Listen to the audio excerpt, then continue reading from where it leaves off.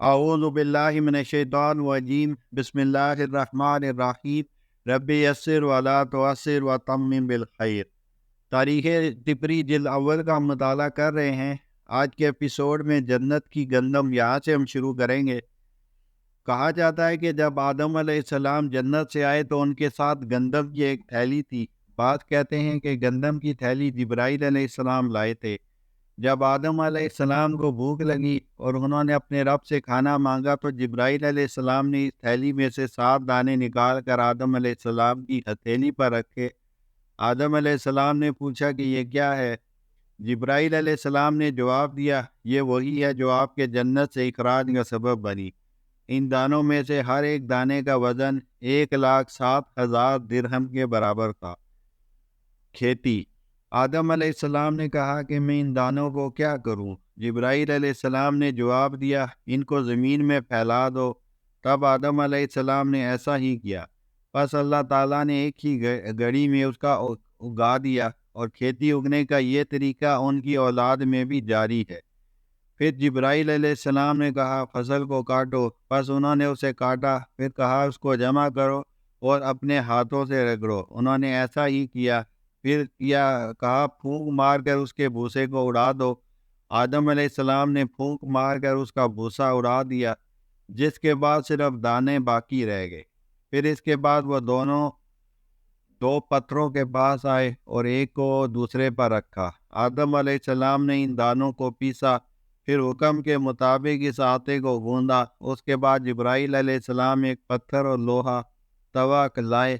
آدم علیہ السلام نے ان دونوں کو رگڑا تو آگ نکلی، پھر حکم کے مطابق روٹی بنائی۔ یہ آگ پر تیار ہونے والی سب سے پہلے روٹی تھی۔ اس سے برعکس ابن عباس رضی اللہ عنہ سے مروی ہے کہ وہ درخت جس سے آدم و حوا کو منع فرمایا گیا تھا وہ گندم کا درخت تھا۔ جب دونوں نے اسے کھایا تو ان کی شرمگاہیں کھل گئی اور وہ جلدی جلدی اپنے اوپر جنت کے درخت کے پتے ڈالنا شروع ہوئے، اور وہ پتے انجیر کے درخت کے تھے جو ایک دوسرے کے ساتھ چپک جاتے تھے۔ پس آدم علیہ السلام نے دورہ ہو کر جنت میں بھاگنے لگے اور ایک درخت میں پناہ لی۔ اللہ تعالیٰ نے ندا دی، کیا تم مجھ سے بھاگتے ہو؟ انہوں نے کہا، نہیں اے میرے رب، بلکہ میں آپ سے حیا کرتا ہوں۔ اللہ تعالیٰ نے فرمایا کہ کیا وہ چیزیں جو میں نے تمہیں عطا کی تھی اور تمہارے لیے مباح تھی اور ان سے زیادہ نہ تھی جن سے میں نے منع کیا تھا؟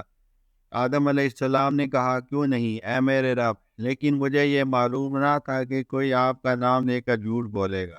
قرآن کریم میں اسی طرف اشارہ ہے۔ وَقَاسَمَهُمَا إِنِّي لَكُمَا لَمِنَ النَّاصِحِينَ، سورہ اعراف کی آیت نمبر 21۔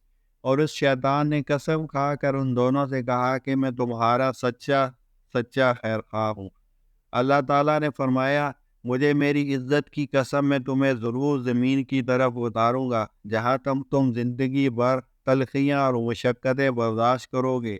پھر انہیں زمین کی طرف اتار دیا گیا۔ اس سے قبل وہ جنت میں فراغی کے ساتھ کھاتے تھے، مگر اب انہیں ایسی جگہ اتار دیا گیا جہاں کھانے پینے کی اشیاء کی فراغی نہ تھی۔ پھر اللہ تعالیٰ نے انہیں لوہے کی صنعت سکھائی اور کھیتی باڑی کا حکم دیا۔ انہوں نے زمین کو تیار کیا، کھیت بویا، پھر اسے سیراب کیا، یہاں تک کہ اس کی فصل کٹنے کے وقت کو پہنچ گئی۔ پھر بالترتیب اسے گاہا، چھانا، پیسا، گوندا، پھر روٹی بنائی اور تب کھائی۔ اور یہ سب کچھ اللہ تعالیٰ کے سکھانے سے انہیں معلوم ہوا۔ حضرت سعید رضی اللہ عنہ سے بھی مروی ہے کہ آدم علیہ السلام کی طرف ایک سرخ بیل اتارا گیا۔ جب وہ آپ کے سامنے ظاہر ہوا تو اس وقت آدم اپنی پیشانی سے پسینہ صاف کر رہے تھے۔ قرآن حکیم میں فَلَا يُخْرِجَنَّكُمَا مِنَ الْجَنَّةِ فَتَشْقَىٰ، سورہ طٰہٰ آیت نمبر 117، ایسا نہ ہو کہ یہ تم دونوں کو جنت سے نکلوا دے اور تم مصیبت میں پڑ جاؤ۔ اس مشقت کی طرف اشارہ ہے جو کہ آدم دنیا میں اٹھاتے تھے۔ ہمارے نزدیک ابن عباس و سعید رضی اللہ عنہم کی روایات سے ثابت شدہ یہ قول ہے کہ جس میں مشقت کا ذکر ہے ان کی صحت درست اور قرآن سے مشابہ ہے، اس لیے کہ اللہ تعالیٰ نے ان دونوں کو ان کے دشمن ابلیس کی بات ماننے سے منع فرمایا تھا اور کہا تھا کہ یہ تمہیں مشقت میں ڈال دے گا۔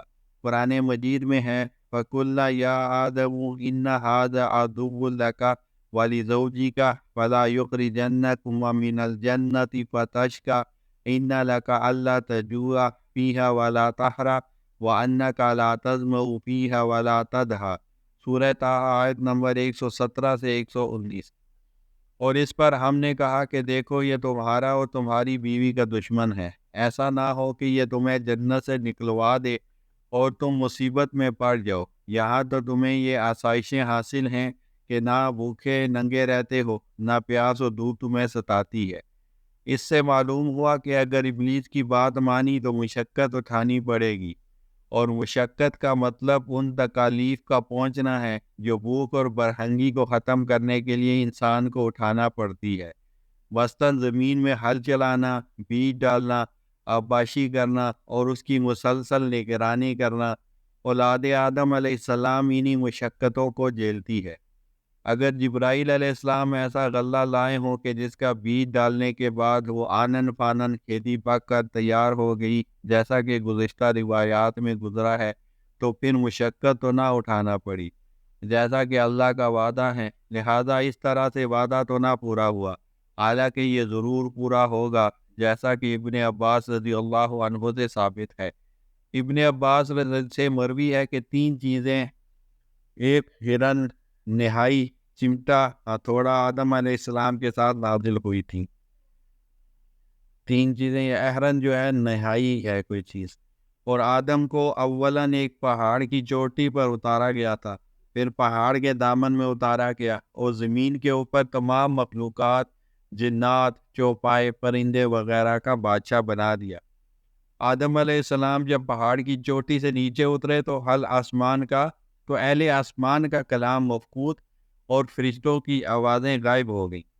پھر زمین کی وسعت کی طرف نظر ڈالی تو اس میں اپنے سوا کسی اور کو نہ پایا تو وحشت و تنہائی محسوس کی، اور کہنے لگے، اے میرے رب، کیا میرے علاوہ کوئی اور آپ کی زمین کو عبادت سے آباد کرنے والا نہ تھا؟ وآخر دعوانا الحمد للہ رب العالمین۔